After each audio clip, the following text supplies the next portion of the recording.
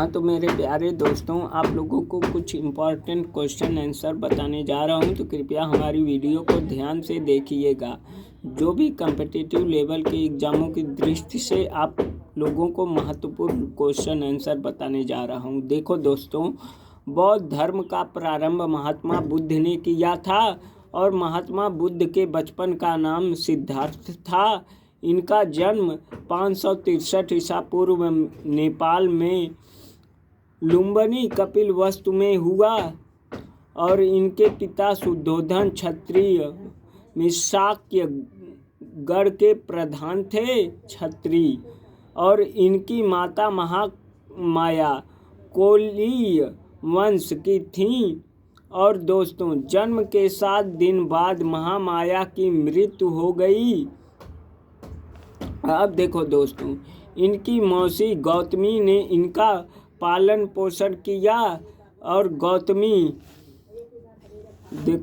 गौतमी इनकी सौतेली माँ भी थी और इनका विवाह 16 वर्ष की अवस्था में यशोधरा, गोपा, बिंबा या मदकच्छना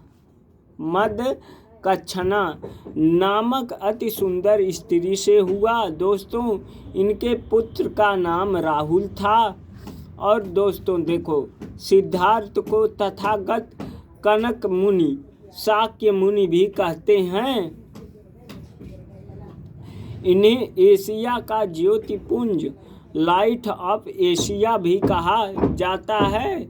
और एक दिन इन्होंने अपने राज्य में नगर भ्रमण के दौरान वे 4 अवस्थाओं मतलब गरीब, बीमार व्यक्ति, वृद्ध व्यक्ति, शव तथा एक सन्यासी को देखा, जिसके कारण इनके मन में भी जैसे वैराग्य मतलब गृह त्याग की इच्छा उत्पन्न हो गई और ये 29 वर्ष की आयु में दोस्तों अपना गृह त्याग दिया, जिसे बौद्ध धर्म में महाभिनिष्क्रमण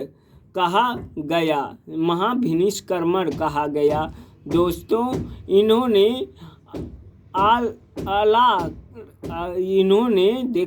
अलार कला से सांख्य दर्शन वैशाली में तथा रुद्र कराम मतलब राजगृह में से योग दर्शन की शिक्षा ग्रहण किए। और दोस्तों, महात्मा बुद्ध अपने 5 मित्रों के साथ सारनाथ के मृगदाब, यहाँ पे देखो दोस्तों दिख नहीं रहा है साफ मृगदाब वन में तपस्या करने लगे। और देखो दोस्तों, 6 वर्ष तक कठोर तपस्या किए। वहाँ एक कन्या ने इनसे कहा कि वीणा को इतना ना खींचो कि वह टूट जाए और इतना कम भी ना खींचो कि वह बजे ही नहीं। देखो दोस्तों, इस बात को सुनकर महात्मा बुद्ध सारनाथ से गया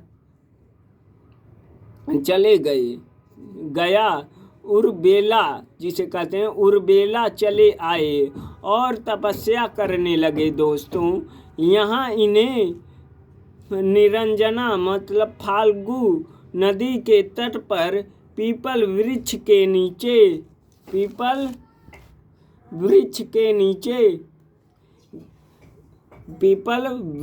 के नीचे वैशाख पूर्णिमा के दिन ज्ञान की प्राप्ति हुई।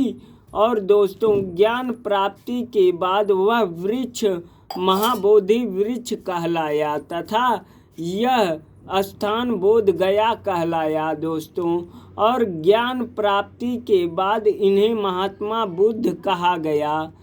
ज्ञान प्राप्ति के बाद महात्मा बुद्ध कहा गया। और देखो दोस्तों, वृद्ध का शाब्दिक अर्थ ज्ञान, संपन्न व्यक्ति होता है। और दोस्तों, इन्होंने अपना पहला उपदेश सारनाथ में अपने मित्रों को दिया और इन्होंने सर्वाधिक उपदेश कैसल देश की राजधानी श्रावस्ती में दिया, जो कि पाली भाषा में निहित है।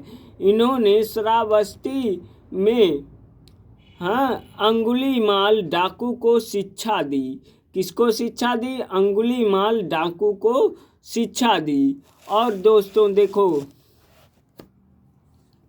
और क्या है कि महात्मा बुद्ध, अब देखो ये थोड़ा सा है, इसे भी देख लो, इसे भी देख लो। महात्मा बुद्ध के सबसे प्रिय शिष्य आनंद तथा उपाली थे।